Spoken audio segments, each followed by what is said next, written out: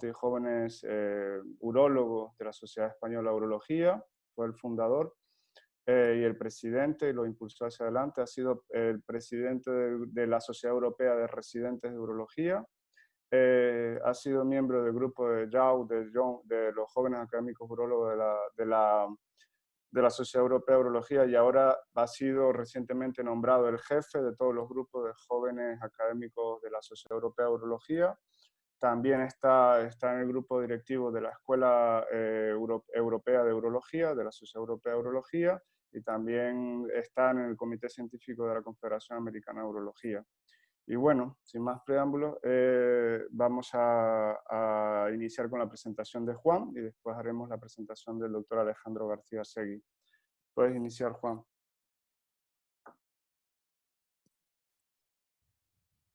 Muchas gracias, Moisés, por tu presentación, pero bueno, y aparte de todo eso, de todos los cargos que has nombrado, aparte de eso también, eso, que soy venezolano y para mí es un placer estar aquí hoy compartiendo con todos, ¿no? Mi pantalla se ve, ¿no? Perfectamente. Sí. Vale, ok. Bueno, mi tema, como ya se ha dicho previamente, va a ser los biomarcadores en el diagnóstico y en el pronóstico del cáncer de próstata. Voy a centrar, o he basado mi presentación sobre todo en la parte diagnóstica, más que en la pronóstica, porque es un tema muy amplio y bueno, ya llevamos, como ya dijo Moisés, ya llevamos 7 webinars y yo creo que si llegamos a hacer mucho más de esto, podemos quedar en algún otro para hablar de los biomarcadores pronósticos. A ver, ok. 1970... el Rey Pelé se levantaba con la tercera Copa del Mundo de Brasil en el Mundial de México.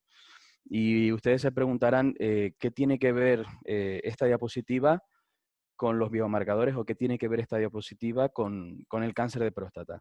Y tiene que ver con esto. En el año 1970, paralelamente mientras el Rey Pelé levantaba esa Copa del Mundo, se describía por primera vez un antígeno prostático específico de la próstata en una revista de inmunología. Y se bautizó, como ya todos saben, como PSA. Desde el año 1970, que fue descubierto y descrito, ahí tienen la referencia del artículo en PubMed por si la quieren descargar. Desde 1970 que fue descubierto ese antígeno prostático específico en la próstata, se ha ido ubicando en diferentes sitios de la enfermedad. Primero, en 1980 se vio que el PSA se encontraba alto en pacientes que tenían cáncer. En 1986 se aprobó por la FDA la utilidad del PSA en la monitorización de los pacientes con cáncer de próstata para detectar recidivas o recurrencias. Y en 1994 fue la primera vez que se aprobó el PSA como método de screening junto con el tacto rectal. Y desde 1994, por lo menos hasta el año 2005, no se describió, no se describió en la literatura ningún otro biomarcador específico de la próstata. ¿Y qué podemos esperar de la ruta actual diagnóstica del cáncer de próstata? La ruta actual diagnóstica del cáncer de próstata, lo clásico y lo que todos sabemos, es que se debe hacer contacto rectal y niveles de PSA, y el diagnóstico definitivo se hace con confirmación histopatológica. ¿Qué esperamos del tacto rectal? Esperamos poco. 18% de los pacientes que tienen un tacto rectal sospechoso tienen un cáncer de próstata, independientemente del valor de PSA.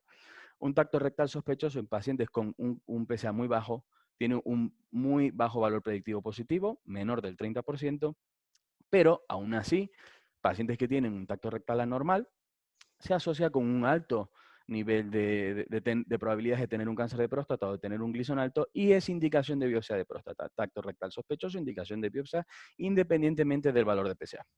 ¿Qué podemos esperar del PSA? Esto es clásico de la universidad y aquí no voy a indagar. El PSA es órgano pero no cáncer específico. Es una variable independiente predictora de tumor, independiente de tacto rectal, independientemente de la biopsia prostática. Y esto es muy importante. No hay ningún nivel definido de PSA. Todos siempre tenemos en la mente el concepto clásico del valor normal de PSA de 4, porque clásicamente ha sido así o porque es muy fácil decirle a nuestros pacientes que el valor normal de PSA es 4, pero sabemos que el valor normal de PSA va a variar dependiendo del tamaño de la próstata, dependiendo de la edad del paciente y de muchos otros factores. Lo que sí sabemos es que mientras tenemos el PSA más alto, más sospecha de cáncer de próstata y que a ese PSA si le sumamos otros factores como densidad de PSA, ratio de PSA, porcentaje de PSA libre, PSA total, edad, podemos construir nomogramas que nos ayudan a predecir mucho mejor el tener o no tener un cáncer de próstata. Las guías de la NCCN particularmente a mí me gustan más con respecto al árbol de a quién se debe hacer una biopsia o no, o a quién se debe hacer screening o no, porque son mucho más claras que las guías europeas.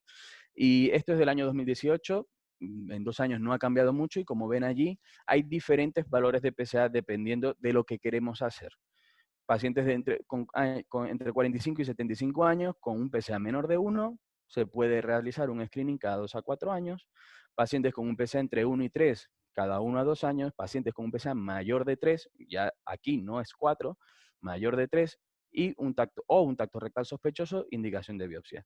Y este nivel de PSA ya lo cambian para pacientes mayores de 75 años a valores de 4.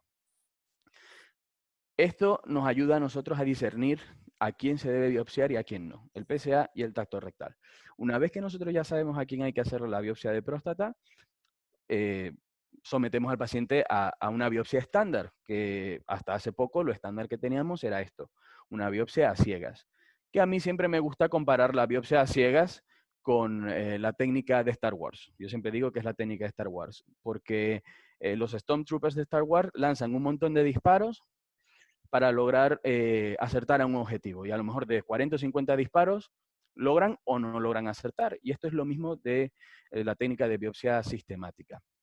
En esto no voy a indagar porque yo creo que Moisés ya lo habló la semana pasada. ¿Y qué hemos encontrado en los últimos años o qué hemos encontrado en todos estos años de evolución de PSA, tacto rectal y biopsias ciegas? Si sumamos el PSA, que ya hemos visto que es un marcador muy sensible para próstata, pero poco específico para tumor, con el tacto rectal, que es mucho más antiguo que el PSA, y una biopsia a ciegas, tenemos la tormenta perfecta, que la tormenta perfecta es el sobrediagnóstico y el sobretratamiento del cáncer de próstata. Así que necesitamos mejorar en el diagnóstico. ¿Y cómo podemos mejorar? Seleccionando mejor a nuestros pacientes. ¿Y cómo lo seleccionamos mejor? Ya la semana pasada vieron el tema de la resonancia magnética. La resonancia magnética es una técnica de imagen que nos ayuda a discernir dónde hay una posible sospecha de tumor clínicamente significativo y buscando un nuevo biomarcador, un biomarcador ideal para el diagnóstico del cáncer de próstata. Esto sería lo ideal. ¿Y qué podemos pedirle nosotros a un biomarcador, no solo para el cáncer de próstata, para cualquier tipo de tumor? Que sea 100% exacto, que tenga un 100% valor de predictivo negativo. ¿Y qué quiere decir esto? Que pueda ayudarnos a discernir quién tiene un tumor de quién no tiene un tumor. O sea, que nosotros al tener ese biomarcador negativo podemos asegurar que el paciente que no estamos escalando, o sea, el paciente que no estamos poniendo en la siguiente escala diagnóstica, estamos seguros que no tiene un tumor, que no sea invasivo y que sea económico. Evidentemente esto es la panacea, esto sería el remedio universal, en este caso del cáncer de próstata, y no es así. Entonces yo voy a hablar de lo que tenemos, y esto es lo que tenemos actualmente. Tenemos biomarcadores en sangre, tenemos biomarcadores en orina y biomarcadores de tejido. ¿Qué tenemos en sangre? En sangre tenemos lo clásico, PSA total, PSA libre, ratio de PSA. Aquí faltaría agregar la densidad de PSA. Tenemos el índice de salud prostática, el FI, y el test de las calicreínas, el 4K score. En la orina tenemos el PSA3 y el Select NDX, y en tejido el Confirm NDX. Cada biomarcador tiene su indicación, cada biomarcador tiene sus sensibilidades, especificidades, etcétera, etcétera, y vamos a indagar en ello ahora mismo. El primero que vamos a hablar es el PSA3. ¿Por qué lo hablamos de primero? Porque fue el primero, fue el primer biomarcador específico de cáncer de próstata aprobado por la FDA después después del PSA. O sea, se aprobó PSA y luego hubo un desierto de biomarcadores hasta que apareció el PSA3 y la FDA lo aprobó para aquellos pacientes que tenían una biopsia previa negativa. O sea, indicación de PSA de PSA3 según la FDA, pacientes que tienen una biopsia previa negativa, que se tiene una sospecha clínica de que tienen un cáncer de próstata, ya sea porque tiene un tacto rectal sospechoso, porque tiene una progresión de PSA o porque tiene una densidad de PSA desfavorable. ¿Y cuál es el valor normal? El valor normal es 25. Porque los pacientes que tienen un PSA3 mayor de 25, pero menor de 25, tienen 5 veces menos probabilidades de tener un cáncer de próstata que aquellos que están por encima de 25 en el contexto de pacientes con biopsias previas negativas. ¿Qué es el PSA3? El PSA3 es una molécula de ARN específico de la próstata que se sobreexpresa en un 95% de los pacientes que tienen cáncer de próstata cuando se compara con tejido prostático normal o con hiperplasia benigna de próstata. El test de PSA3, el test comercial, se llama Progensa y detecta cuantitativamente los niveles de PSA3 en la orina y el líquido prostático. ¿Qué quiero decir con esto de líquido prostático y orina? Que antes de la obtención de la muestra hay que hacer un masaje prostático. Y como ya he dicho previamente, es aprobado por la FDA con un punto de corte de 25 para indicar si el paciente necesita una rebiopsia o no, con un alto valor predictivo negativo del 90%, que no está mal, pero baja sensibilidad, baja especificidad y bajo valor predictivo positivo. ¿Y qué quiere decir bajo valor predictivo positivo? ¿Y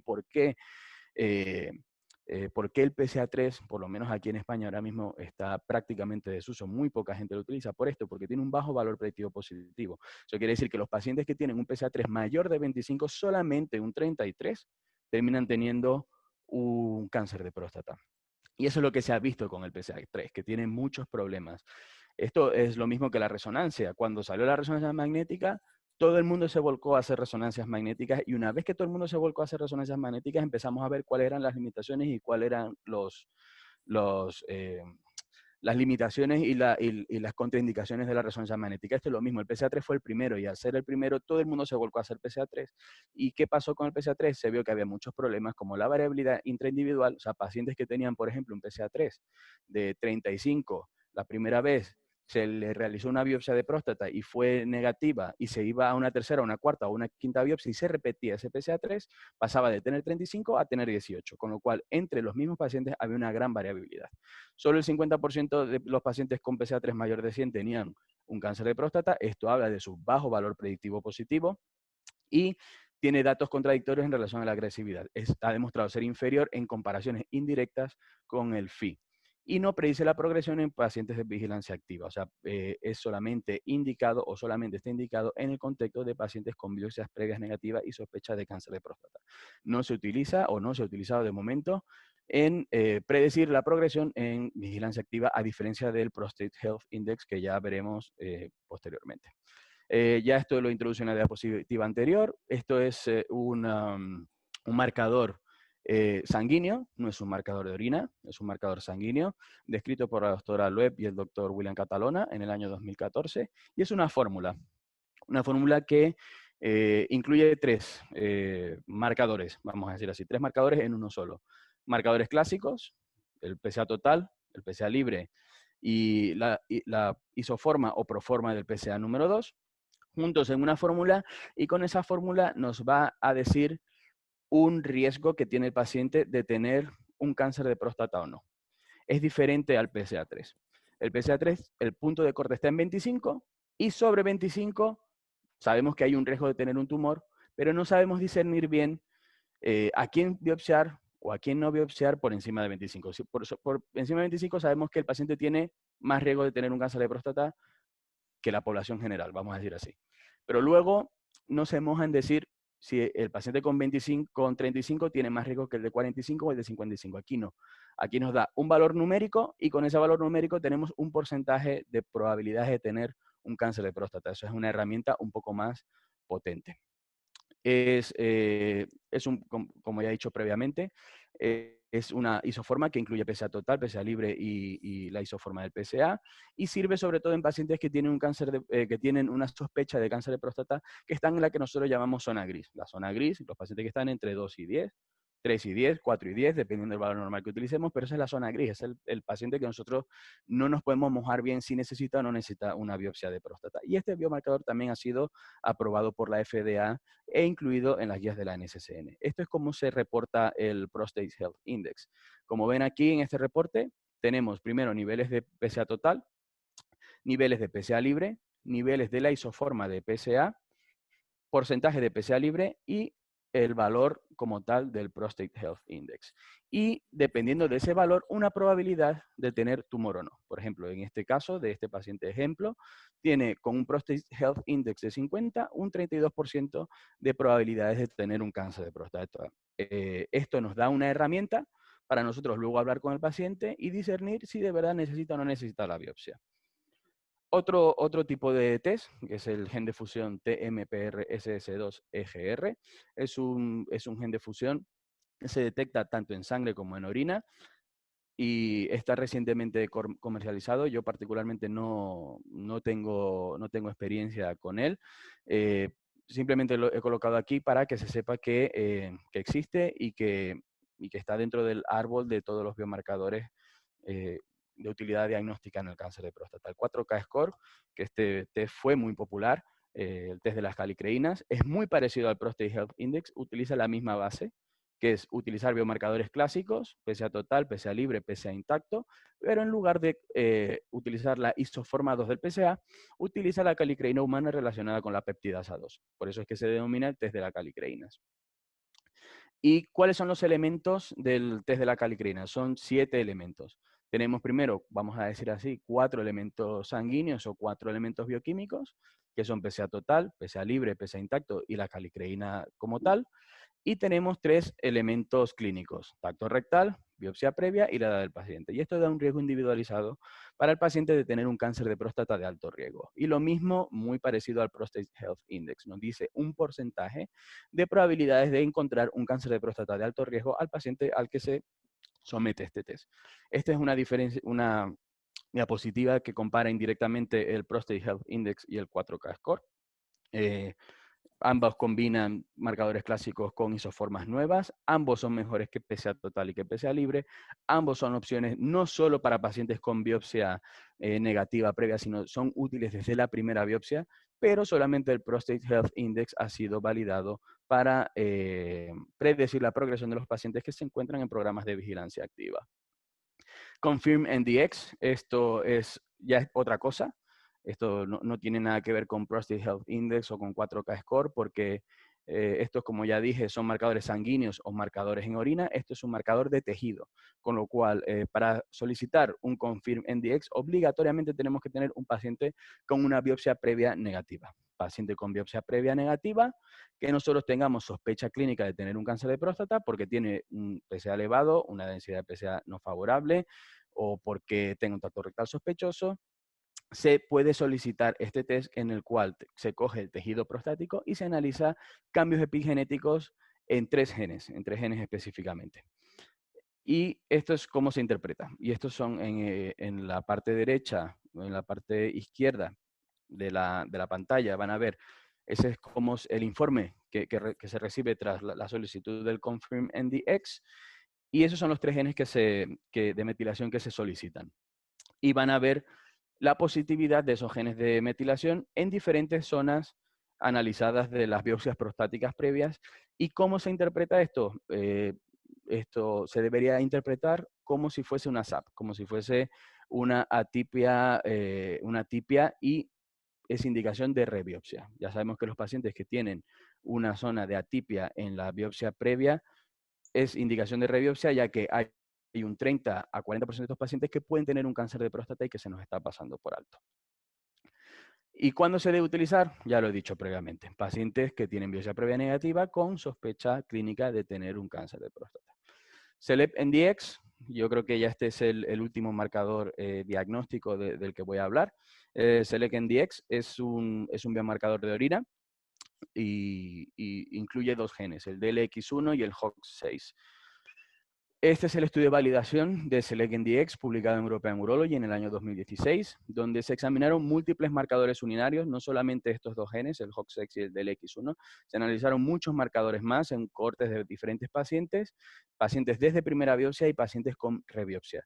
Y se vio que de la combinación de todos estos marcadores que se analizaron, el HOX6 y el DLX1, esos genes fueron la mejor combinación para detectar tumores de próstata de alto riesgo, con lo cual se realizó un score de riesgo, incluyendo estos 2 marcadores con otros factores clínicos clásicos que utilizamos para la la detección del cáncer de próstata, la edad del paciente, el PSA, el tacto rectal, la historia familiar, si tiene o no tiene biopsia anterior y la densidad de PSA. Y con esto se ha logrado un área debajo de la curva del 0,90. ¿Y qué es esto del área de la curva por debajo de 0,90? Esto quiere decir que tiene un alto valor predictivo negativo para detectar un Gleason score por encima o igual a 8, tiene un alto valor predictivo negativo para un Gleason score por encima o igual a 7 con esa área por debajo de la curva. Incluso mejor que nomogramas como el nomograma de Cleveland Clinic para detección de cáncer de próstata y el mismo PSA3 que ya hemos hablado anteriormente. Este es el resumen de la evidencia que hay con SelectMDx. Un 98% de valor predictivo negativo, hay un riesgo de un 2% de perder, o sea, con este alto valor predictivo negativo, evidentemente hay solamente un 2% de perder un cáncer de próstata de alto riesgo y se puede evitar hasta un 53% de biopsias utilizando el SelectMDx. ¿Y cómo se interpreta el SelectMDx? Este es más o menos el informe. Esto es un paciente también modelo, un paciente ejemplo. Paciente de 63 años con un PSA de 9, con un tacto rectal normal, un volumen prostático de 30 sin antecedentes familiares. Se realiza el tacto rectal con el masaje prostático, luego se le dice al paciente que orine, luego esa orina se envía al laboratorio, el laboratorio lo envía a la casa comercial de SelectMDx y el resultado también se da a forma de porcentajes. En porcentajes, primero, de tener un cáncer de próstata en general si se repite la biopsia o si se realiza una biopsia y el porcentaje de que ese cáncer en general sea un cáncer clínicamente significativo definido con un Gleason por encima de 7. Y con esto tenemos una herramienta con la cual discutir con el paciente si necesita o no necesita la biopsia.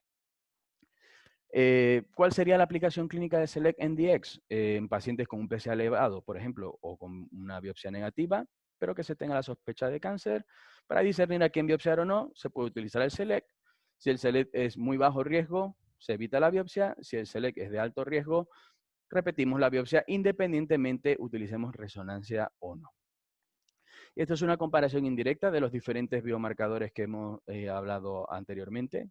Comparación indirecta porque no hay, o sea, estos son datos recogidos de los estudios, no hay ningún estudio que los compare directamente y como ven, SelectMDx es el que tiene mejor área debajo de la curva, mejor valor predictivo negativo y mayor porcentaje de evitar biopsias. Esto tiene truco. El SelectMDx tiene truco. ¿Y cuál es el truco para tener un gran valor predictivo negativo? Porque el valor que utiliza SelectMDx para discernir a quién biopsiar y a quién no biopsiar es muy, muy bajo, que es el 2%. Entonces, evidentemente, si nosotros fijamos ese biomarcador en un 2%, o sea, SelectMDx dice que tienes que evitar la biopsia o porque no va a tener un cáncer de próstata el paciente que tiene un riesgo menor de 2%, pues eso te da un gran valor predictivo negativo. Pero esto es una pregunta para el público general y que luego podemos discutir perfectamente. Un paciente que tenga un 10% de tener un cáncer de próstata clínicamente significativo, un 15% de tener un cáncer de próstata clínicamente significativo, ¿se merece de verdad realizar una biopsia de próstata? Eso habría que pensarlo y podemos discutirlo. ¿Qué dicen las guías clínicas de la europea? Las guías clínicas de la europea simplemente dicen que para evitar el riesgo de realizar biopsias innecesarias, se puede utilizar calculadoras de riesgo, que son los nomogramas que todos conocen, o biomarcadores como Prostate Health Index, SelectMDx, el test de la calicreína, el PSA3, o pruebas de imagen como la resonancia magnética. De estos test solamente son aprobados por la FDA, como ya dije previamente, el PSA3, que es el Progensa, y el Prostate Health Index. En las guías de la NCCN, más o menos igual que lo que dicen las guías clínicas europeas, ¿no? Pacientes que tienen biopsia previa negativa y que tengan una sospecha clínica de tener un tumor, ya sea porque tengan un PIN multifocal, un ASAP, o porque tengan datos clínicos de tener un cáncer de próstata, se puede utilizar biomarcadores. Simplemente ya para ir cerrando la charla, y como ya dije previamente, no voy a indagar en los marcadores pronósticos porque yo creo que esto merecería una charla independiente. Estos son los marcadores pronósticos que existen ahora mismo en el mercado. El Prolaris, el Oncotype, el Decipher y el Promark, cada uno con su potencial aplicación. el Prolaris para predecir la mortalidad por cáncer de próstata en aquellos pacientes que se han sometido a un tratamiento radical, ya sea cirugía o radioterapia, el Oncotype, que a mí particularmente me gusta mucho y tengo experiencia con él en mi servicio. Son pacientes que tienen una biopsia de próstata con un cáncer de próstata de bajo riesgo y se pueden identificar factores patológicos adversos porque el Oncotype determina 17 genes de factores patológicos adversos y discernir qué pacientes de estos de bajo riesgo pueden ser candidatos a una vigilancia activa o a un tratamiento radical porque tienen mayor riesgo de progresión en el futuro. El de Cipher es muy parecido al Prolaris, evalúa el riesgo de metástasis tras prostatectomía o radioterapia, y el ProMark también aporta información pronóstica en cuanto a la estratificación por grupos de riesgo a partir de la biopsia. Es muy parecido al Oncotype. O sea, ayuda a reclasificar los pacientes de bajo riesgo a otros tipos de riesgos dependiendo de su base genética que tenga. En esta comparación entre Oncotype, Prolaris y Decipher, Oncotype particularmente creo que es el más completo de todos. Esta es una página web que pueden visitar, está disponible para todo el mundo y allí ven más o menos el precio que cuesta cada biomarcador dependiendo en la etapa de la enfermedad que se puede utilizar. Para detección y screening, PSA, FI, 4K Score y SelectMDx. El PSA y el FI, 80 a 100 dólares, el 4K Score y el SelectMDx ya sube un poco a casi 400. Luego, para determinar a quién rebiopsiar, ConfirmMDx y PSA3. ConfirmMDx, como ven, es bastante caro, 3.300 dólares. PSA3, 385. Y ya biomarcadores pronósticos como Oncotype, Prolaris, Decipher son mucho, mucho más costosos. Ya rondan alrededor de los 4.000 dólares. Esto, para el que lo quiera leer, es un resumen que realizamos recientemente, publicado en Archivos Españoles de Urología, de los diferentes biomarcadores que se encuentran en el mercado y en qué etapa de la enfermedad se pueden utilizar para determinar quién necesita una. Esto es ya para, como resumen, ya para finalizando la charla. PSA elevado con sospecha clínica de cáncer de próstata, ¿quién necesita una biopsia? Diferentes isoformas de PSA, el 4K Score, el FI, el SELECT. Después de una biopsia negativa, para saber quién necesita o quién no necesita una nueva biopsia, PSA3, SelectMDx y ConfirmMDx. Después que tenemos una biopsia positiva, para saber qué paciente de bajo riesgo puede tener un riesgo de morir por cáncer de próstata o desarrollar metástasis, Oncotype, Prolaris y Decipher. Y después de pacientes que han sido sometidos a un tratamiento radical, llámese radioterapia o llámese cirugía, Prolaris y Decipher, para determinar quién se puede beneficiar de un tratamiento adyuvante. Con esto ya quiero terminar. En el cáncer de próstata, no solo en el diagnóstico, sino también en el pronóstico, en el tratamiento, no todo es blanco o negro, no todo es biopsia o no, resonancia o no, biomarcador sí o no. Yo creo que es una suma de diferentes elementos, con lo cual entre el blanco y el negro hay una diferente escala de grises. Y esta es una diapositiva personal. Esto es lo que yo básicamente utilizo en mi práctica clínica. Son dos estrategias. Puedes utilizar una estrategia 1, que es paciente con sospecha clínica de cáncer de próstata, resonancia magnética. Si tiene la resonancia magnética positiva, evidentemente biopsia target, más o menos biopsia sistemática, que esto también se puede discutir perfectamente. ¿Cuál es el beneficio de sumar la biopsia sistemática? Pero lo que sí tenemos claro es que hay que biopsiarlo. Paciente con biopsia negativa, ahí es donde está la disyuntiva. Con biopsia negativa, con resonancia negativa, paciente con resonancia negativa, ahí sí donde tenemos la disyuntiva. ¿Qué hacer con ese paciente con resonancia magnética negativa? Podemos utilizar la resonancia como si fuese un método de cribado, como si fuese la mamografía en la mujer. La mujer se le hace una mamografía y si en la mamografía se ve una lesión sospechosa se biopsia, pero si no se ve nada, no se biopsia, pues sería ponerlo a ese nivel. Resonancia magnética negativa, no biopsiar, con los riesgos que confiere el no biopsiar con una resonancia negativa, porque sabemos que el valor predictivo negativo de la resonancia magnética no es 100%, o realizar una biopsia sistemática o otra cosa, que puede ser microultrasonidos o biomarcadores. Esto es más o menos mi conducta en mi práctica clínica. ¿Qué podemos concluir?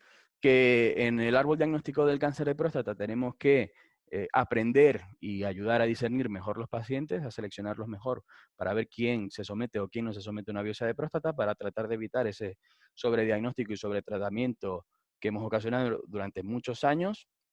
La herramienta que tengamos, tenemos que aprenderla a utilizar bien. ¿Y qué quiero decir con esto?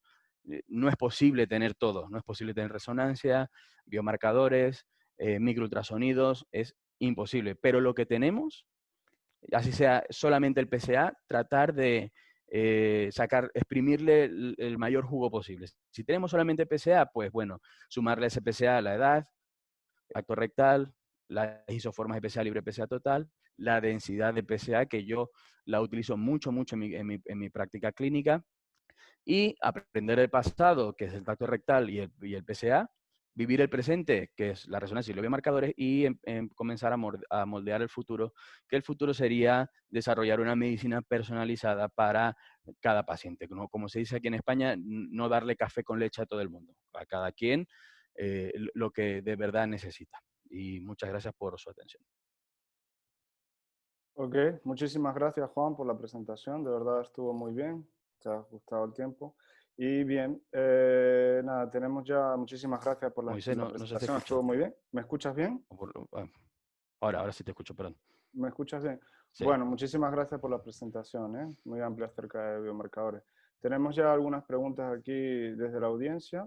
Mira, la primera y fundamental, que es la más obvia, ¿cuál es? Una de las más obvias, ¿cuál es el uso, o sea, qué biomarcadores usan en tu hospital y cuál es tu preferido? Si tuvieras que elegir uno o dijera, ¿cuál es el preferido? Es una pregunta de desde Rodolfo Mateus.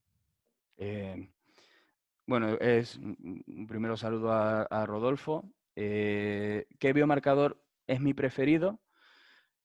Primero lo que he dicho, ¿no? Yo creo que independientemente del biomarcador que se vaya a utilizar, hay que saberlo utilizar bien. Ahora, si yo tuviera el dinero y las herramientas completas, yo, si tengo que elegir un biomarcador, probablemente elegiría el SelectMDx. Muy probablemente elegiría el SelectMDx. ¿Por qué? Por el alto valor predictivo negativo que tiene, porque es un biomarcador de orina, no cuesta nada recoger la muestra, y porque aporta una herramienta adicional para discernir a quién biopsiar o no, dependiendo de un porcentaje de tener un cáncer de próstata clínicamente significativo o no.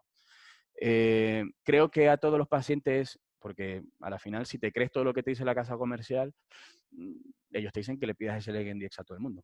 Y yo no creo que sea así. Creo que todos los pacientes deben de ser sometidos antes de una biopsia a un SelectMDx. Yo creo que no.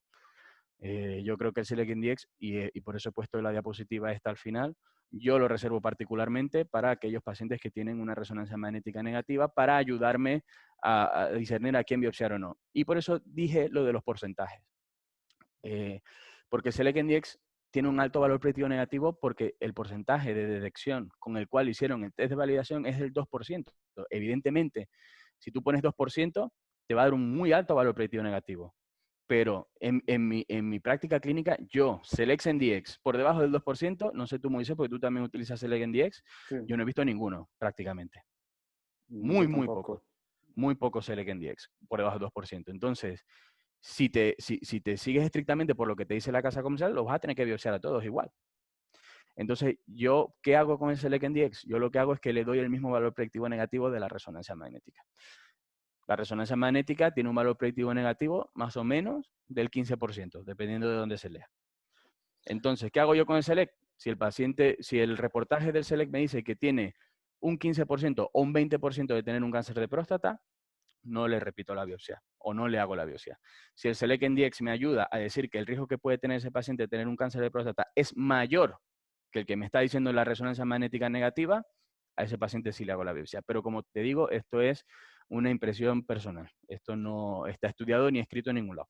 Sí, yo también estoy totalmente de acuerdo contigo, que como sabes, ahí en la clínica tenemos Inicua, que trabajamos también los dos, tenemos experiencia con el SelectMDx y me parece un marcador bastante cómodo y relativamente de precio accesible y con un buen área, un buen valor predictivo. Tenemos otra pregunta de Nelson Mogollón.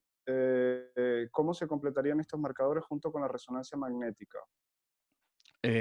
Yo creo que los biomarcadores no son competitivos con la resonancia magnética, ni mucho menos. Yo creo que los biomarcadores y la resonancia magnética son complementarios. La resonancia magnética la necesitas sí o sí, porque tú a la hora de hacer una biopsia de próstata necesitas dirigir la biopsia. Y ese es el inconveniente de los biomarcadores. El biomarcador te dice si necesitas repetir o no la biopsia, si necesitas hacer o no la biopsia, pero no te dice a dónde dirigir la biopsia. Lo que te dice a dónde dirigir la biopsia es la resonancia magnética o el microultrasonido o la técnica de imagen que estés utilizando. Entonces, ese es el complemento. El biomarcador te va a ayudar a hacer un mejor screening de hacer una biopsia o no, pero yo creo que independientemente, el paciente, o sea, pase lo que pase, si el paciente va a ser sometido a una biopsia de próstata, necesita una resonancia magnética. Vale, bien, estupendo. Yo también particularmente pienso que, bueno, que los algoritmos, sumando biomarcadores y resonancia magnética, pues son, indirectamente lo hacemos en el contexto clínico y también lo hemos hecho nosotros indirectamente en algunos estudios que hemos hecho y yo creo que también tienen bastante que aportar son para el futuro. Otra pregunta de Omar Acosta. ¿Cuánto tiempo después de haber realizado la primera biopsia de próstata es útil la muestra para el estudio de Confirm-MDX? ¿Se utilizan las láminas o los tacos de dicha muestra del Eh, Confirm-MDX? para el Confirm MDX, el tiempo desde la primera biopsia a realizar el Confirm MDX no hay un tiempo establecido. Da un poco igual porque al final lo que estás usando es la muestra de tejido prostático que ya has obtenido. O sea, no vas a obtener una nueva muestra de tejido prostático que te puede estar alterada porque tenga un hematoma o lo que sea. Con lo cual, la muestra de tejido prostático que utilizas para el Confirm es la muestra de tejido prostático que ya obtuviste en la primera biopsia. Entonces, una vez que ya obtuviste esa muestra y tienes la sospecha clínica de que pueda tener un tumor porque tiene un tacto rectal sospechoso, porque tiene una densidad de PSA muy alta o lo que sea, puedes solicitar el Confirm. No hay un tiempo específico para cuándo Sí, utilizarlo o no. Ahora, ¿qué tipo de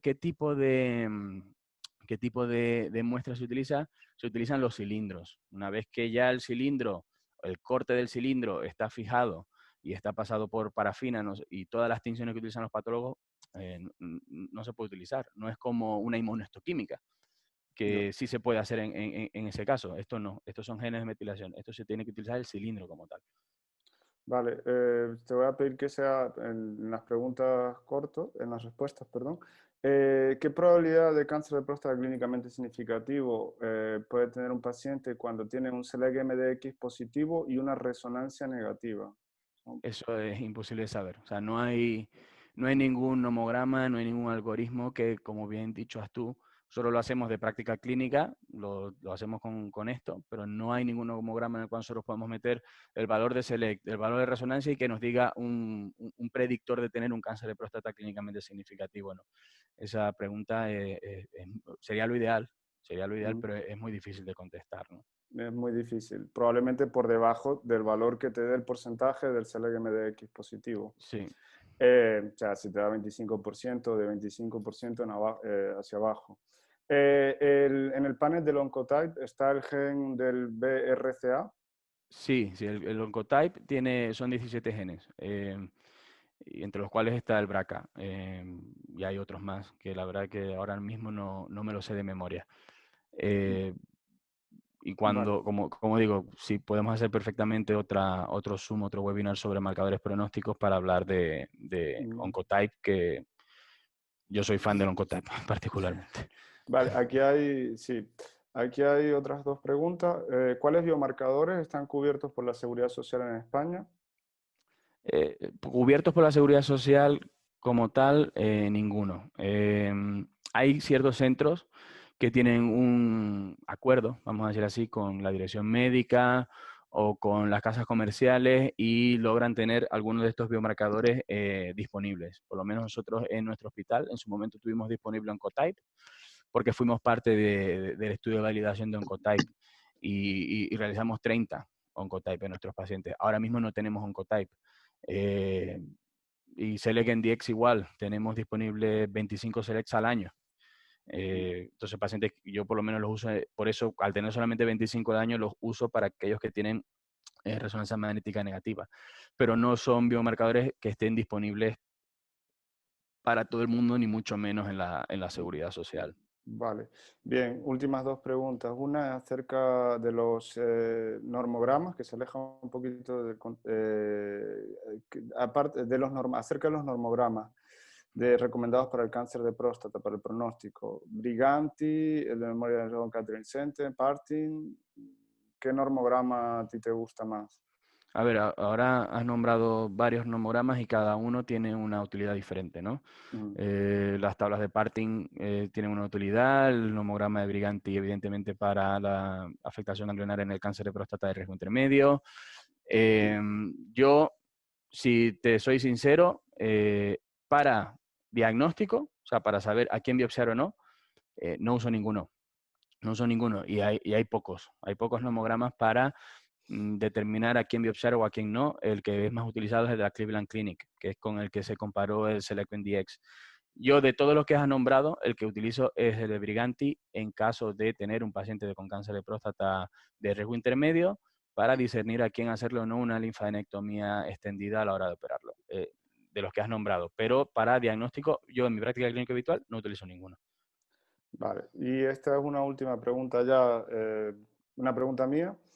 Si tienes un paciente que tiene un único cilindro, una biopsia de próstata, que es un Gleason 6, bueno, suponte que haya sido hasta una biopsia con resonancia magnética, y le haces o tiene un PIN de alto grado, y le haces un Oncotype, y sale que tiene un cáncer de próstata clínicamente significativo, Gleason 8. ¿Qué haces con ese paciente? El Oncotype no, el reporte del Oncotype no te dice, o sea, no te cambia el estadiaje con respecto al Gleason. El Oncotype lo que te da es, te da varias cosas. Te dice, primero, el riesgo que tiene el paciente de morir por cáncer de próstata desde que lo diagnosticaste a 10 años, un 5, un 10, un 1, casi todos te van a dar un menor de 1%. Te dicen el riesgo que tiene ese paciente de tener una patología adversa si le operas. Ellos definen patología adversa como un T3 o un 4+3 o más.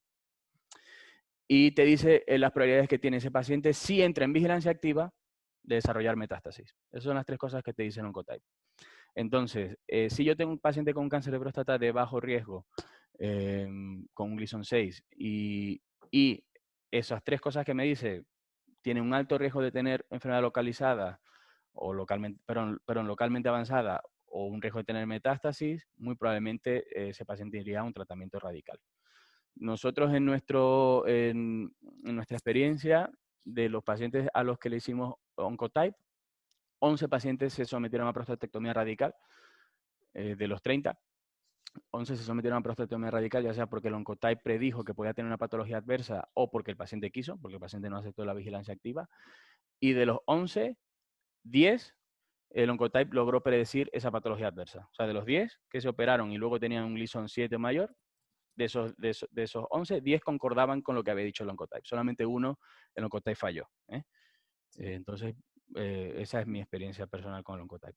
Yo también, la experiencia personal que tengo con el Oncotype es que, o sea, no se equivocó en dos pacientes, o sea, en los pacientes en los que se ha decidido hacer un tratamiento radical en base al Oncotype, de verdad tenía un cáncer de clínicamente significativo y muy significativo, o sea que sí. Bueno, Juan, creo Muchas que ya gracias, Moisés. no hay más preguntas y de verdad que muchísimas gracias por su presentación. Ha estado un poco largo todo con la discusión de preguntas y porque tenemos dos presentaciones más del doctor Alejandro. Y nada, Muchas muchísimas gracias. gracias por la presentación. Lamento no poder quedarme a la presentación de Alejandro, que además es un tema que a mí me gusta mucho, pero bueno, ya cuando tengamos oportunidad de vernos en persona podamos discutirlo con alguna cervecita mejor. Bueno, muchísimas Bueno, gracias. adiós. Adiós. Pasamos a las siguientes presentaciones. No sé si me escucháis. Bueno, ha estado un poco extenso y muchísimas gracias, doctor Alejandro García Segui, que es nuestro próximo presentador, por su paciencia y por darnos el tiempo y la discusión. El doctor Alejandro García Segui, que es un honor tenerlo aquí con nosotros, es médico egresado de la Universidad Central de Venezuela, cirujano general y urólogo del Hospital General del Oeste de los Magallanes. Realizó un fellowship de urología laparoscópica del Centro de Cirugía Robótica y Mínima Invasión del Instituto Médico de la Floresta. Es coordinador de la unidad de cáncer del Hospital General Universitario de Elche y también es miembro del comité asesor de la revista urológica española, Actas Urológicas Españolas. Nos va a dar dos presentaciones. Uno es el manejo de cáncer de próstata avanzado en paciente añoso y la siguiente será el cáncer de próstata resistente a la castración. Muchísimas gracias. Con nosotros el doctor Alejandro García Seguí. Muchas gracias, Moisés. Muchas gracias a todos por estar aquí. Vamos a compartir. Bueno, pues voy a tratar de no extenderme mucho. Es un tema muy denso, largo, pero voy a tratar de no hacerlo pesado para que sea de provecho para ustedes. La importancia es el que el cáncer de próstata en pacientes añosos, pues nace esta conferencia en base a que no tenemos a veces claro cuando viene un paciente con mucha edad, pues qué hacer, pues si hay que biopsiarlo, si hay que tratarlo, pues realmente los urólogos estamos acostumbrados pues a tomar decisiones y vemos un paciente y dice, bueno, se ve más o menos, se ve un paciente un poquito deteriorado y realmente hay unas reglas y hay unas normas bien establecidas para este tipo de pacientes.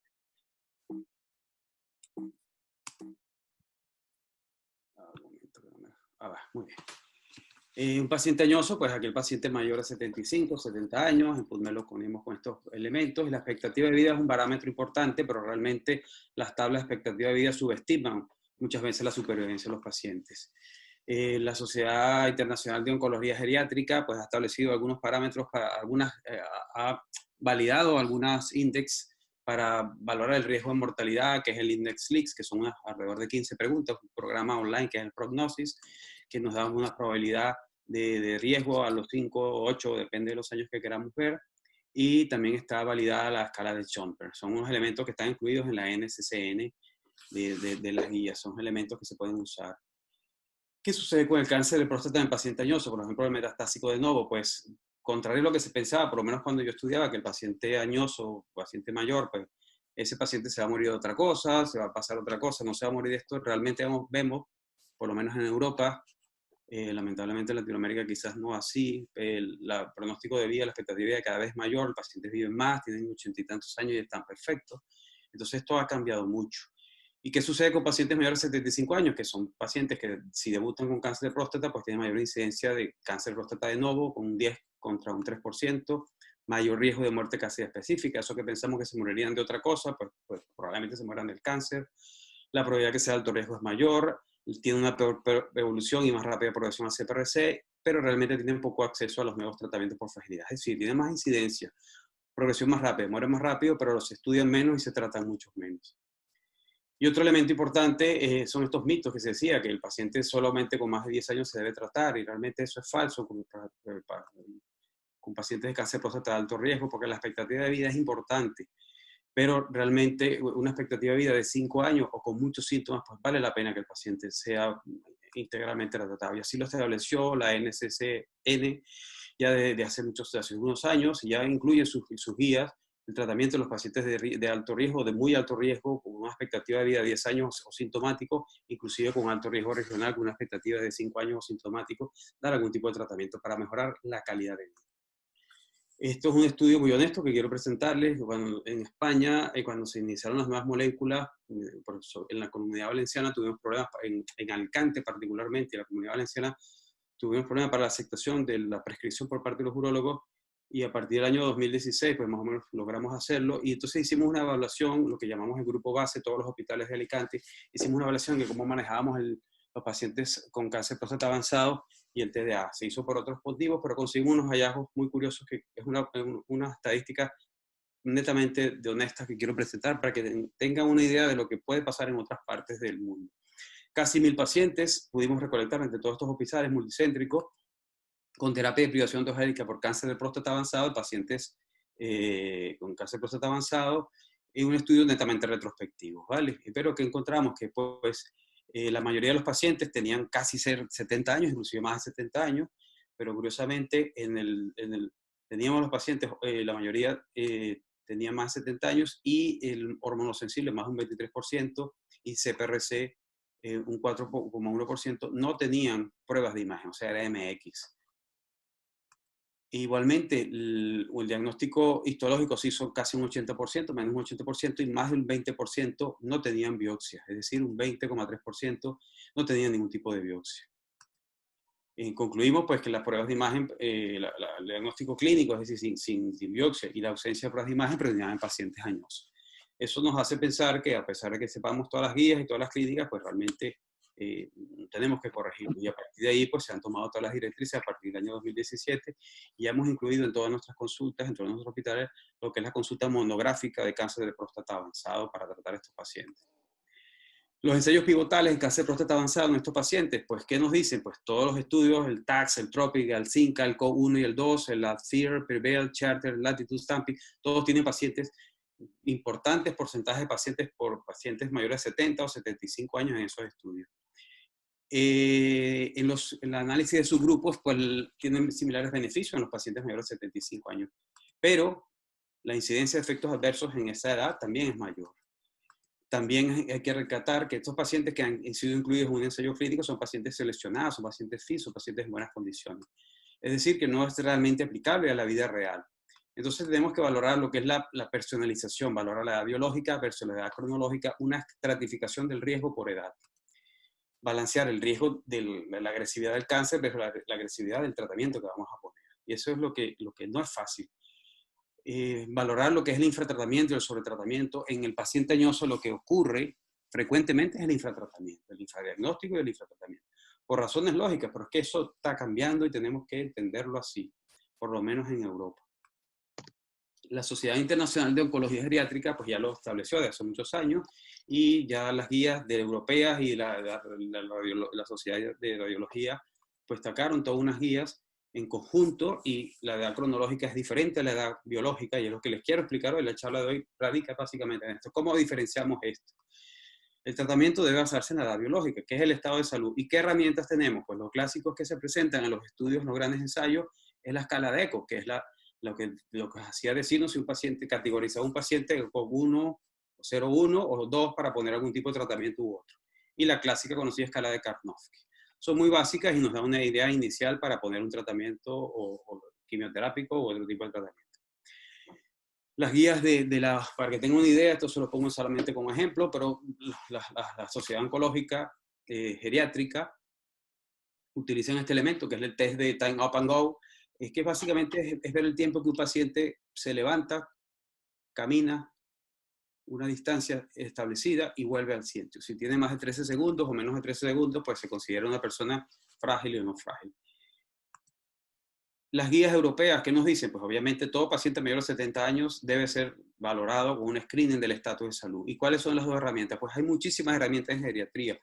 Así como les dije que hace unos años, cuando empezaron los tratamientos con las nuevas moléculas para el cáncer CPRC, tuvimos que aprender oncología, que por lo menos los urólogos de mi época no lo sabíamos. Cuando tenía un paciente que se hacía resistente, lo mandábamos a los oncólogos y nos olvidábamos.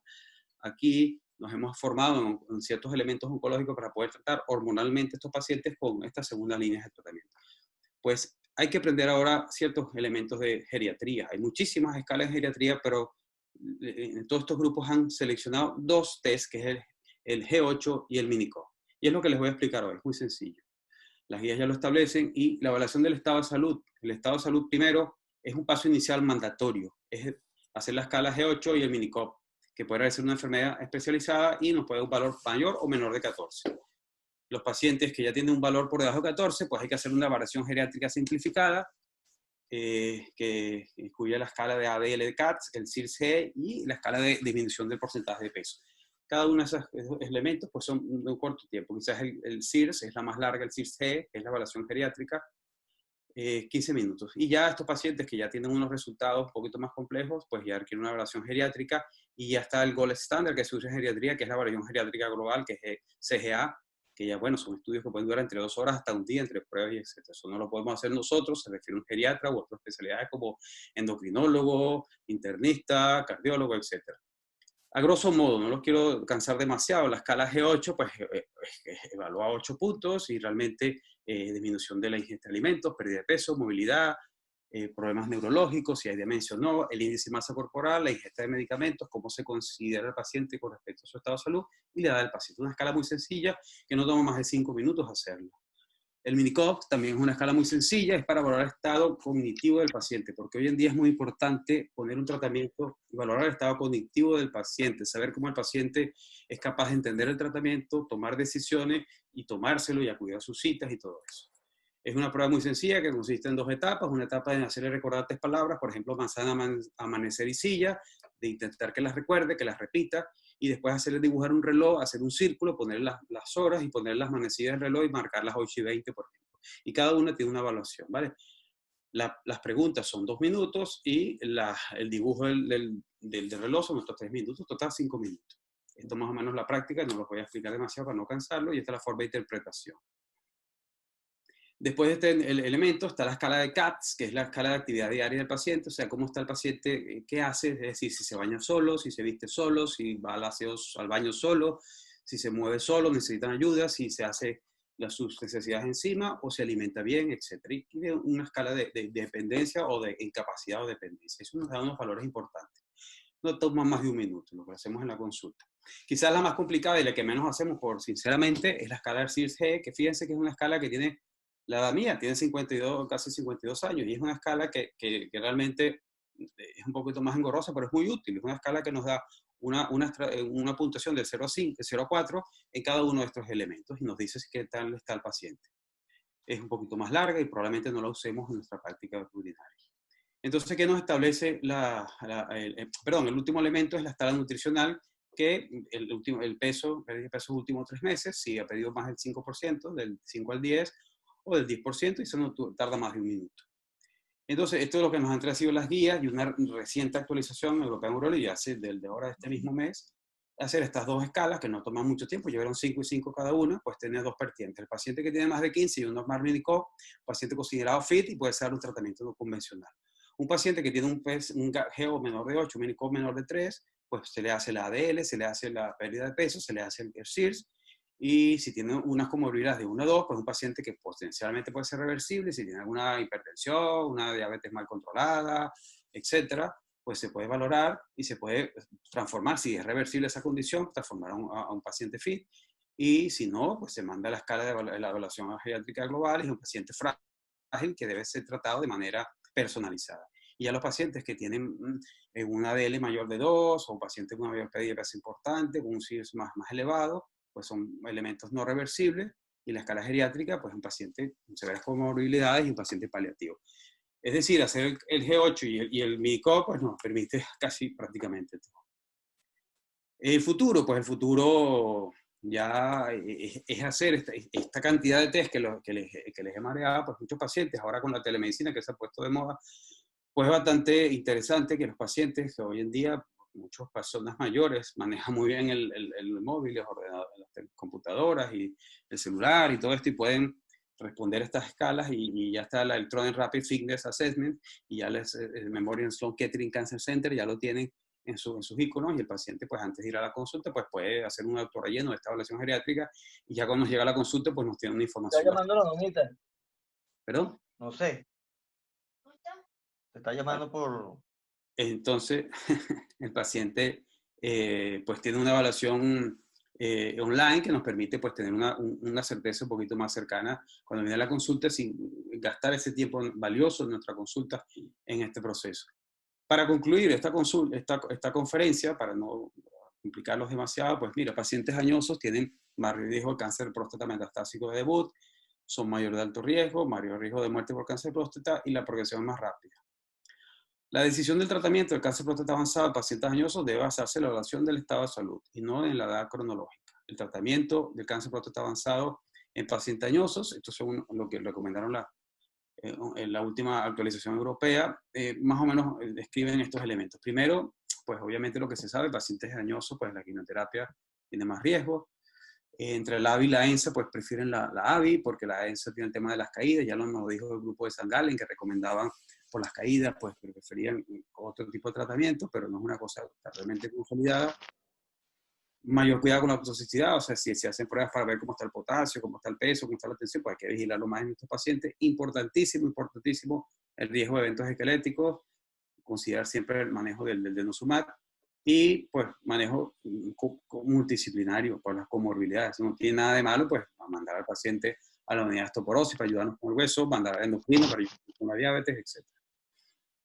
Decisiones compartidas con el paciente, no deberíamos poner un tratamiento en un paciente, o no, que el paciente tendría que compartir su decisión con nosotros, saber entender lo que estamos mandando y no hacer algo de manera decidir nosotros por él. Cada vez la medicina tiene que ser más compartida con el paciente.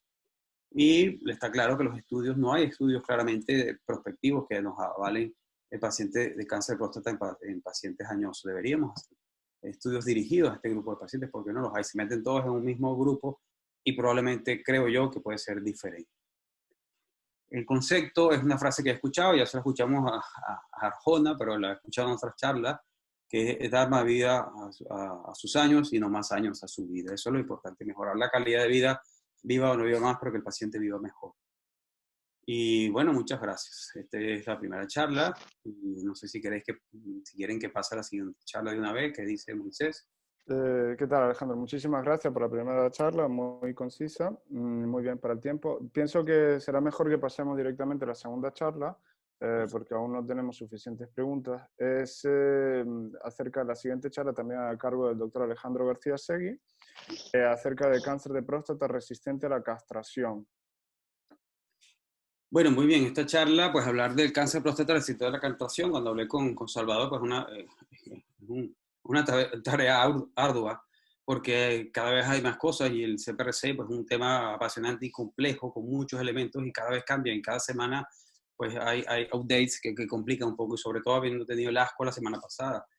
Entonces he hecho una charla, digamos, muy personal, muy distinta quizás a lo que puedan ver en otros webinars y en otros congresos, sobre algunos elementos que yo quise resaltar y que puedo quizás darles mi punto de vista y mi apoyo.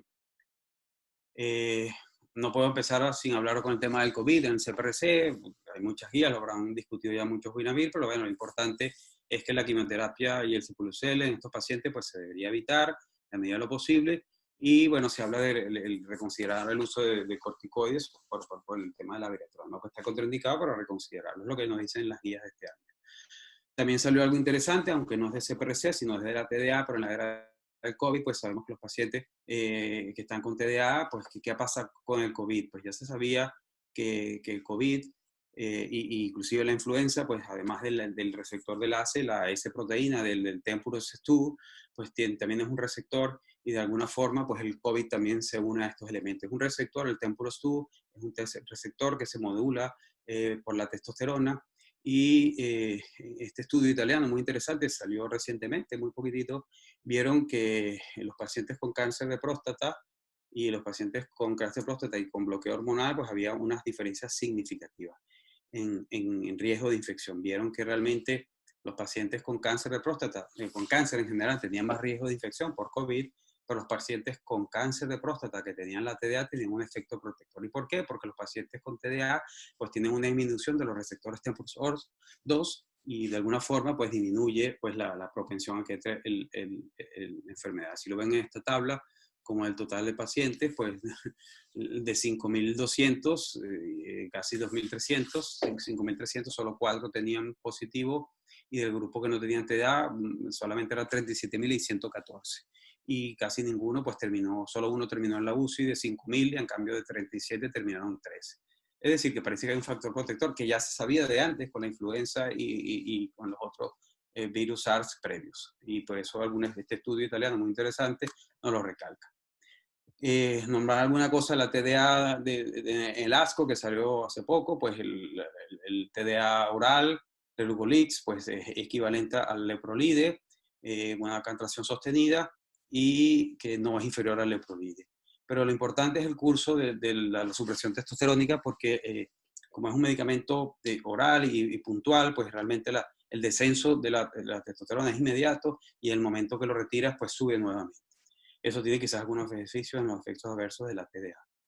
Y quizás el otro elemento importante es la comorbilidad. El perfil de seguridad en los efectos cardiovasculares es significativamente menor con el uso del Relugolix.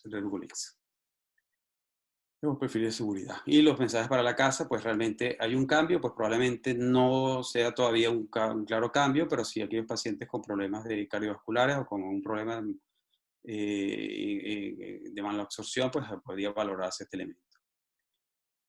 Quiero comentar este elemento que no es exactamente del CPRC, pero me parece muy importante porque el CPRC debe ser manejado en un comité multidisciplinario, así nos lo dicen las guías de hace muchos años, y viendo el chat que hemos tenido, pues he querido incluir unos elementos de esta parte del comité multidisciplinario. Es un tema netamente honesto desde mi punto de vista, lo que quiero expresarles, ¿vale? ¿Por qué es importante el comité de multidisciplinario? Porque las elecciones cada vez son más complejas en el cáncer de próstata avanzado y porque lo recomiendan los guías. ¿Por qué son más complejas? Porque hay múltiples tratamientos nuevos, los pacientes son más añosos y pluripatológicos, están más informados, cambios en su expectativa de vida, cada vez viven más, y realmente no hay una guía que nos diga qué debemos hacer con el CPRC. Con el cáncer de próstata localizado, localmente avanzado, pues lo tenemos un poco más claro, se opera, radio, etcétera, pero para esto lo tenemos un poco complicado todavía, desde mi punto de vista. ¿Y por qué lo recomiendan las guías? Porque la especialización es hiperespecialización, lleva a la optimización, es un estándar de calidad, elimina la variabilidad clínica, es decir, cada urólogo o cada oncólogo hace lo que quiera tratar, la idea es tener una práctica más o menos unificada, por lo menos en el centro. La decisión compartida es más agradable, la responsabilidad compartida es más segura, ayuda en la decisión, ofrece satisfacción al paciente, porque el paciente que lo ve un especialista, otro que le dé, pues se siente más tranquilo, más seguro, y se ha visto que ofrece mejoría en supervivencia y mejoría en los resultados.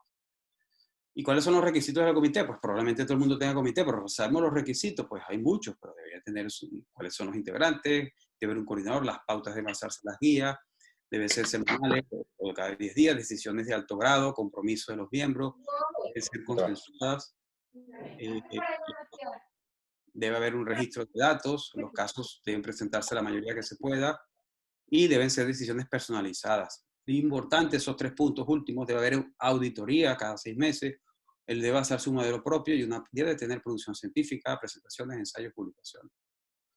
Un estudio muy interesante, este grupo de Pradas y Borrás establecieron lo que llamamos unos modelos de cooperación multidisciplinar y viendo todo lo que existe, más o menos trataron de establecer 3 grupos, los comités de consejo, el comité de coactación formal y realmente los procesos de cuidados integrados.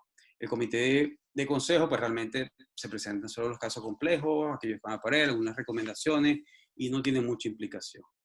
A nivel de coactación formal, pues se presentan más casos, casi el 50-80%, no solamente el tratamiento, sino el diagnóstico, y pues se involucra más la decisión de los especialistas y hay una mayor participación.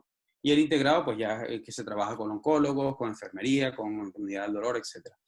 En este estudio, si no hacerlo muy largo, y perdonen si me extendo mucho, pero parece para mí muy importante, el 50% se incluye en este nivel.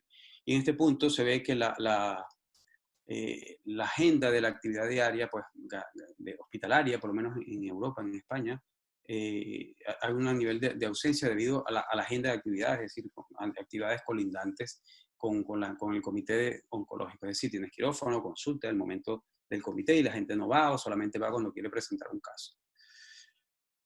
Es decir, que tenemos que pasar de trabajar como urólogos de manera individual, tratar al paciente y hacer todo lo que nos ocurra de manera individual y entender que lo que viene ahora es el tratamiento en grupo. Y modestamente les voy a comentar rápidamente esta encuesta en nuestro comité multidisciplinario. Hicimos 12 preguntas anónimas a nuestros miembros, total de 19.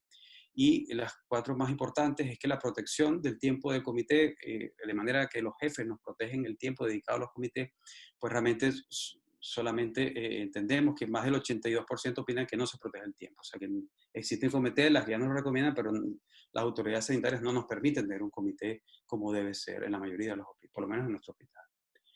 ¿Cómo se manejan los pacientes CPRC? ¿Se presentan todos los casos? Pues fíjense, solamente el 46% piensa que se presentan todos los casos. Es decir, que más de la mitad no se presenta y no debe ser. Eso es un error, hay que presentar todos los casos. ¿Tenemos algún entrenamiento? Nosotros vemos que el 73% no ha recibido ningún entrenamiento en trabajo multidisciplinario. Y finalmente, la mayoría, afortunadamente, el 91%, entienden que el comité multidisciplinario aporta beneficios al paciente, a la calidad de atención y al especialista. Es decir, que hay que hacerlo. Al tema, el CPRC no metastásico, sabemos que este es un grupo de pacientes bastante pequeño comparado con el CPRC y tienen 2 líneas de orientación, de dónde vienen. Los pacientes que fueron tratados con intención curativa, pues si se da tratamiento, pueden tener un ascenso de PSA y se le puede dar la terapia de depilación hormonal y hace un crecimiento del PSA y entonces es un CPRC no metastásicos. Y aquellos pacientes que se decidían no poner tratamiento porque no eran susceptibles a tratamiento, se ponía bloqueo y con el tiempo pues progresaban. Estas son unas prácticas que hoy en día pues no está muy bien contempladas.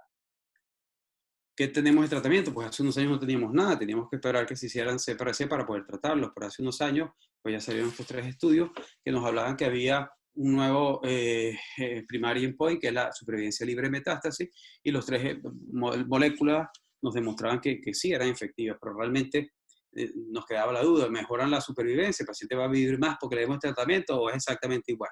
No lo sabíamos porque los estudios estaban muy inmaduros, pero gracias a ASCO, pues ya tenemos los resultados más maduros, presentados por Eric Small, Karin Fisasi y Cora Stenberg, y vemos que los 3 moléculas pues, nos reportan un 22, un 31 y un 27% de reducción de riesgo de muerte. Es decir, que sí hay una mejoría en la supervivencia. Y la seguridad, pues más o menos el hecho de dar tratamiento por más tiempo no significa que haya mayor efectos adversos.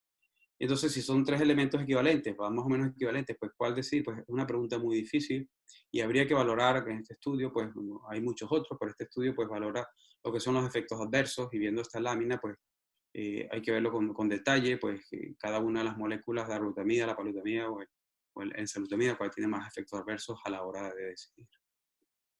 Y el CPRC, ya voy a explicar un poquito, voy a tratar de ir un poco más rápido, y sé que está tan cansado. Pues el CPRC, pues inicialmente pues eran pacientes hormonosensibles, metastásicos que bloqueábamos, o pacientes que tenían recurrencia bioquímica post tratamiento local, pues lo que llamamos post-TDA, pues lo que había inicialmente era el docetaxel, después apareció la abiraterona y la enzalutamida. Con la evolución, pues aparecieron los pacientes, con la evolución de los tratamientos, aparecieron los tratamientos de los metastásicos, con el charter, que se llama docetaxel, o el tratamiento estándar del CPRC hace unos años, que era el docetaxel. Esto pues tenemos los tratamientos post-quimioterapia, que fueron los primeros que salieron, que es la abiraterona, la enzalutamida. Ya nos viene el radio, el cabazitaxel, que es la segunda línea después post-docetaxel. Y tenemos también la inmunoterapia con el espilioxel. Y finalmente, recientemente el olaparib, ya lo comentaré más adelante. Y un nuevo escenario que tenemos ahora, que es los CPRC, el cáncer de próstata metastásico, las 4 nuevas moléculas que nos pueden progresar a un CPRC, los no metastásicos con las nuevas moléculas que también progresan a metastásicos, o ya los conocidos metastásicos que progresan a tratamiento hormonal, es decir, los post nuevas terapias hormonales. Y ahí se repite otra vez los de Tacel, el radio, el cabazitaxel y el olaparib. ¿Y qué les voy a comentar ahora? Pues voy a tratar de no marearlos mucho con lo que es la oncología de precisión. Es lo que viene, es lo que tenemos que aprender y trataremos de aprender los urólogos, pues, es un manejo multidisciplinario. Hay muchos elementos, es decir, tener elementos biomarcadores o elementos genéticos que nos permitan definir pacientes y nuevas moléculas. Voy a volver un momentito aquí la charla. Es decir, la variante del splice variant de la RB7, pues sabemos que esos pacientes no se tratan no responden bien a los tratamientos hormonales. El PTEN, la pérdida del PTEN, pues se sabe que es una de las alteraciones genéticas más importantes, y estos pacientes pues se han creado los inhibidores de la AKT como el ipatasertib, que son uno de los elementos que se pueden usar en los ensayos que vienen a continuación. Las alteraciones del DNA son importantes y son los BRCA1, BRCA2, y ahí vienen a trabajar los inhibidores del PAR, como el olaparib. Tenemos la deficiencia de los mismatch repair, los MSH2, MSH6 y PMS2, etcétera, donde se trabajan los anti-PD1 como el pembrolizumab. Y sabemos las alteraciones del linaje como el cáncer de próstata de células pequeñas neuroendocrino, difracción neuroendocrina, que realmente se sabe que es un tipo de cáncer metastásico, CPRC, que se desarrolla relacionado al tratamiento hormonal y que no responde a las terapias convencionales, y se ha visto que responde al platino, que es diferente a las líneas convencionales. Y un poquito menos conocido, pues la dilución del ciclo celular con la RB1 y CDK, con los inhibidores del CDK. ¿Qué tenemos nuevo en el ASCO? Pues el olaparib en el estudio Profound, que quizás es muy interesante porque ya es una medicina ¿cómo diríamos?, de precisión. Lo que he comentado antes es uno de los estudios más importantes de fase 3 que compara el olaparib con el uso de abiraterona en CPRC, y que tienen por lo menos algunas de las alteraciones cromosómicas como el BRCA1, BRCA2, ATM u otras 13 más. Se dividían dos cohortes, A y B, de acuerdo a ese tipo de alteraciones cromosómicas. Y para no exagerarles demasiado el proceso, pues realmente prolonga la progresión radiológica comparado a la enzalutamida o a la abiraterona. Y es importante la progresión del dolor, que disminuye significativamente el dolor a los 6 y a los 12 meses. Otro elemento es la terognosis. La terognosis es ya se conocía la terognosis cuando hacíamos, por ejemplo, que dábamos yodo radioactivo a los cánceres de próstata y se impregnaba en las células, cáncer de tiroides, perdón, se impregnaba. Pues lo mismo, el PSMA es una glicoproteína de membrana que está a alta presión en el cáncer de próstata, y se han visto que ciertos radionucleidos tienen cierta afinidad por esta molécula y pueden dar un efecto no solamente diagnóstico con el PSA-PET, sino también pueden dar un efecto terapéutico. Hay muchas moléculas y no les voy a hablar demasiado, pero realmente las moléculas pequeñas son las que se están usando más, es el lutesio 177. Y ahora mismo tenemos el reporte, el primer estudio más importante, el fase 2, que es el TERAPE, en el cual pues, se comparan no solamente el tratamiento, sino se compara con cabazitaxel en pacientes que han progresado a un tratamiento post-docetaxel. Y se ha visto que estos pacientes, pues hay una reducción significativa del PSA del 50, y pareciera que, aunque no, aquí está la supervivencia libre de metástasis por el PSA en polio-secundario todavía está maduro, no pueden concluir, pero en líneas generales, pues parece bastante promisorio. Tenemos que esperar el Vision Trial, que probablemente sea el fase 3 que está por darnos esos resultados en grupos más importantes de pacientes tratados con la teragnosis. Un elemento ya conocido hace años, pero quizás poco valorado, es la terapia androgénica bipolar, que es el BAT, en CPRC, que consiste en dar pulsos de testosterona dentro de un paciente de CPRC, lo que hace unas oscilaciones de la testosterona, que sube y baja, y parece que modificara su sensibilidad celular a las terapias hormonales. Este estudio es uno de los tantos que se han hecho desde hace más de 5 años, y se presentó este estudio Transformer, donde sus mensajes más importantes, que es una terapia segura, se compara con la enzalutamida, es igual, pero que lo interesante es que puede sensibilizar al CPRC metastásico a las terapias androgénicas ablativas. Y, por supuesto, mejora calidad de vida, pues un paciente que de alguna forma pues, le estamos dando testosterona y los efectos adversos de la terapia de deprivación pues, quedan omitidos. Entonces, estos autores, interesantemente, nos ponen una nueva estrategia del CPRC hormonal. Realmente un CPRC se le pone terapia bipolar, se hace resistente, se le vuelve a poner terapia bipolar, se hace resistente a la AVI, después a la ENSA, es decir, tratando de alargar el tiempo de la quimioterapia.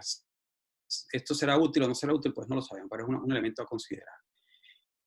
Para terminar, pues la terapia dirigida a las metástasis, pues en lo que se llama la oligoprogresión del CPRC, ya se sabe que en el tratamiento del oligometastásico ya hay ensayos que lo demuestran, el oligometastásico tratarlo, pero en CPRC hay pocas evidencias. Hay dos grupos importantes en Bélgica y en Japón que han descrito alguna serie y demuestran pues ciertos elementos, pero recientemente ha salido el protocolo de Medcare, que es un fase 3, que van de manera prospectiva, todos los demás son estudios retrospectivos, van a valorar si irradiar a estos pacientes CPRC metastásicos que progresan a una primera línea de tratamiento, tratar con radioterapia de las metástasis, inclusive metastasectomía, podría mejorar o no algún tipo de evolución o clínica de estos pacientes.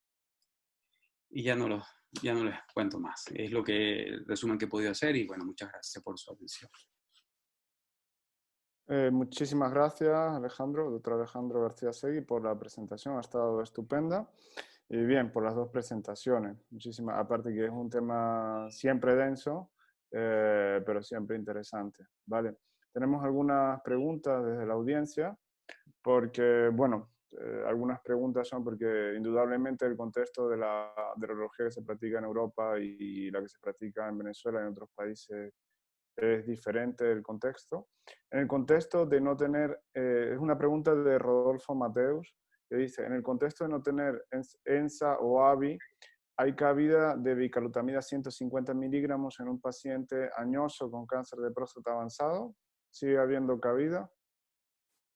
Bueno, realmente un saludo a Rodolfo, gusto de tu pregunta. Pues realmente hoy en día pues no va por ahí la literatura, pero realmente, como sabemos, pues a veces tenemos que arroparnos hasta donde que nos llegue la cobija. Y para no darle nada, pues puede existir un tratamiento. Sabemos que la bicalutamida 150 pues, puede tener un poquito más de efectos adversos, pero puede ser una alternativa mientras que el paciente no se haga resistente a la castración, pues definitivamente sí puede ser una alternativa, claro que sí. Sí, yo particularmente lo he visto aún usarse en muchos hospitales. Otra pregunta de Ibar Muñoz. Muchísimos pacientes de primaria con PSA en mayores de 80 años. Y aquí importante son los síntomas. Es importante que no está justificado hacer un screening en pacientes de esta edad. No lo recomiendan las guías ni está claramente establecido. Si no tienen síntomas, no tiene mucho sentido. Es importante sí recalcar que el PSA en los pacientes de 80 años, pues no lo tenemos claro cuál es el nivel para considerarlo patológico. Hay que valorar que con el paso del tiempo, con la edad, el PSA se hace más alto de manera normal. No es lo mismo que un paciente tenga 80 años con un PSA 6, que un paciente tenga 60 años un PSA en 6. Pero hay que valorar también la densidad del PSA. Es muy importante al tomar decisiones en pacientes de 80 años. Mi respuesta es que no se debe hacer un screening en pacientes de 80 años si está sintomático.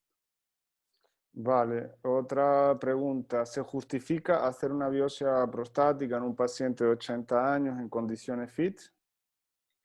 Pues es dentro de los elementos, lo que he comentado antes, ¿vale? No nos interesa diagnosticar a un paciente de 80 años con un Gleason 6 para hacerle una vigilancia activa. O sea, no tiene mucho sentido porque la vigilancia activa, los protocolos no se hacen en estos pacientes. Una observación, pues, tiene mucho sentido.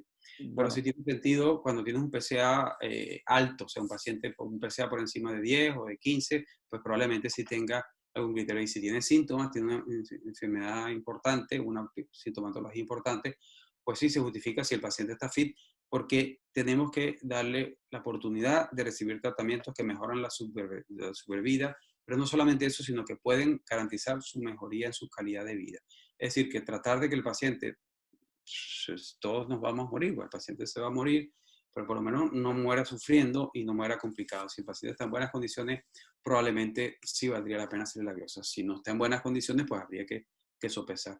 Nosotros en España tenemos la obligación de hacer la biopsia porque si no, no nos surtían las nuevas líneas, las moléculas de tratamiento. Diferente quizás en otras partes que podemos dar tratamiento, pero es importante pues tener un claro elemento de cómo está el paciente para poder decidir si vale la pena biopsiar o no.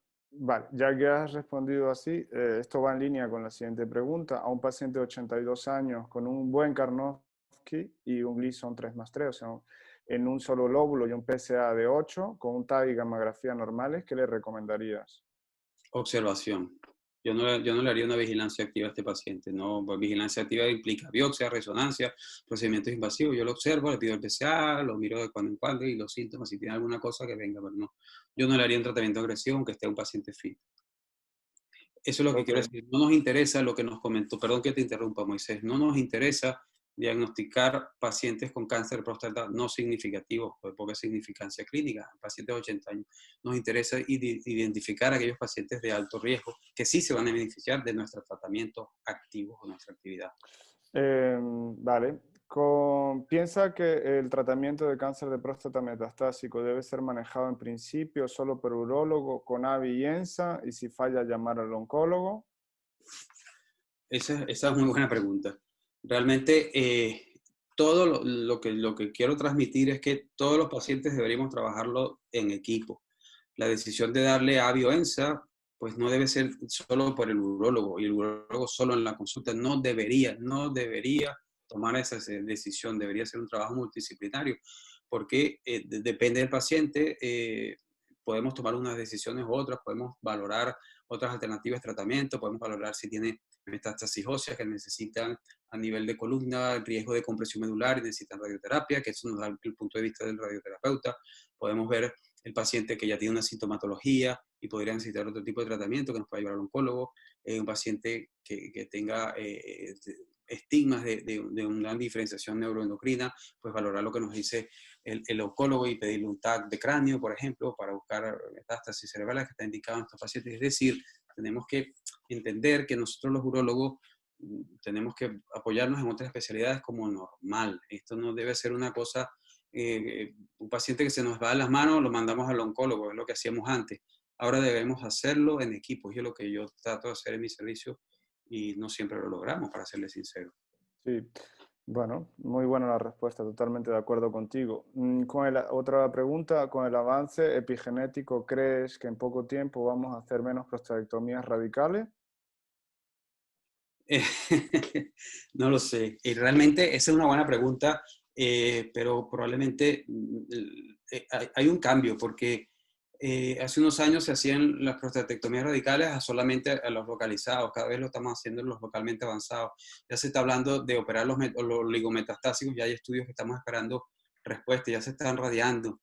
Es como valorar, pues habrá pacientes que sí se podrán operar y habrá pacientes que no, y el estudio epigenético pues nos podrá diferenciar cuáles pueden beneficiar o no. Pero pareciera que por una parte la cirugía puede bajar porque se pueden dar otros tratamientos como la radioterapia o la SRT de las metástasis, pero cada vez vemos que operando y haciendo linfanectomías extendidas también pareciera que mejora, porque es muy importante no olvidar, y yo siempre se lo digo a los residentes, y el manejo de la enfermedad local. Siempre nos estamos centrando en lo que es la metástasis, metástasis ósea, ganglionar, pero los pacientes sufren más porque lo vemos. Normalmente antes, cuando un paciente tenía metástasis y se hacía CPRC, iba al oncólogo y no lo veíamos más, nosotros por lo menos en mi época. Pero ahora lo vemos, un paciente con un CPRC que puede tener una o dos metástasis óseas, tiene una enfermedad local avanzándolo y deteriorándolo, y la calidad de vida se merma por la enfermedad local. Muchos síntomas locales, muchas molestias para orinar, sondajes, hematuria, hidronefrosis, nefrostomía, tenesmo, y la enfermedad local cada vez toma más preponderancia, y yo creo que tenemos que tomar más importancia en la enfermedad local, no solamente la metastásica. Bien, muy bien, excelente respuesta. Te voy a hacer una pregunta, esta es mía. ¿Cuál es el paciente más añoso que has operado o que has visto operar? Yo operaba uno de 78 años, operé un señor de 78 años que tenía un cáncer de un Gleason 8, que estaba perfecto, o sea, el hombre era muy fuerte. Obviamente en este paciente pues no le hice preservación, estaba en una enfermedad localizada, y contrario a lo que pueden imaginarse, el paciente se quejó de la disfunción eréctil que le provoqué a esa edad. Pues, maravilloso. Vale, yo por ejemplo he participado en una operación de pacientes hasta 82, 83 años, pero porque estaban perfectos, o sea, corrían, jugaban al pádel, hacían natación 3 veces por semana, o sea, estaban perfectos y tenían un cáncer de próstata clínicamente significativo, Gleason 8. Bien, una pregunta aquí, última. Diego Ramos, un paciente de 92 años en perfectas condiciones. Al momento diagnóstico de cáncer se realiza por una RTU de próstata por tener una retención aguda de orina. PSA preoperatorio de 9, biopsia, o sea, la anatomía es un Gleason 9, 5+4, se le coloca bloqueo hormonal, una terapia de privación androgénica. 2 años después hace una retención aguda de orina, PSA de 0.5, RTU reporta un Gleason 10. Nueva resonancia magnética continua local que recomienda este punto de evolución. 92 años. Pues lo que les decía, hay que ver al paciente, o sea, hay que verle al paciente y verle las condiciones. Un paciente que ha progresado, que es una enfermedad de alto riesgo, un paciente que sí está muy bien, pues hay que valorarlo, el contexto, las comorbilidades, y el paciente podría beneficiarse de una terapia de rescate o un tratamiento hormonal más agresivo, pero realmente el paciente, pues no tenemos que descartarlo solamente porque tenga 92 años. Hemos tratado CPRC con 92 años porque está muy bien. Hay pacientes, yo tengo un paciente que tiene 92 años y cuida a su nieta que tiene síndrome de Down porque los padres trabajan, y un paciente valioso que necesita estar sano para atender a su nieta, y el paciente hay que tratarlo porque en el momento que él falle hay una implicación. Y lo que les quiero decir es que hay que individualizar, ver el contexto, cómo está la parte cognitiva del paciente, no solo las comorbilidades, y valorar también el tipo de tratamiento que le vamos a dar, si eso le va a dar más riesgo al paciente o no. Pero si el paciente está con sonda y sufriendo y pasándola mal, pues posiblemente necesita que le hagamos algo. Yo totalmente de acuerdo contigo y ya vamos terminando. Tenemos 1 hora y 32 minutos en el webinar, si no me equivoco.